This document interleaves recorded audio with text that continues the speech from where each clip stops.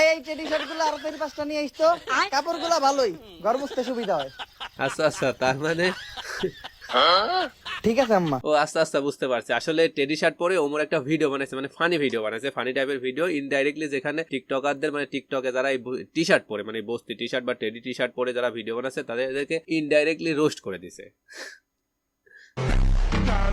হ্যাঁ ভাইয়া, ঠিকই ধরছেন। আজকে আমরা রিয়াকশন দিতে যাচ্ছি টেডি শার্ট পরা কিছু অহংকারী স্মার্ট ভাই বাদাদের কিছু টিকটক ভিডিওতে, যারা টেডি শার্ট কিনে মানে খুবই গর্ব করে বলতেছে তারা নাকি টেডি শার্ট কিনতে পারলে স্মার্ট, আর যারা টেডি শার্ট পরে ঈদ করতে পারে নাই তারা খ্যাত। তো দেখা যাক কারা খ্যাত আর কারা স্মার্ট। চলুন শুরু করা যাক। নামাজ বাদ দিও না বন্ধু, এপারের চেয়ে ওপারের জীবন বেশি সুন্দর। জানি না ভাই তোমরা কোন মায়ের ঘরে নিয়েছো জন্ম, সামান্য একটা টেডি শার্ট পরলেই মানুষকে বলো বস্তি, আর তোমার বোন যে রাস্তাঘাটে উন্না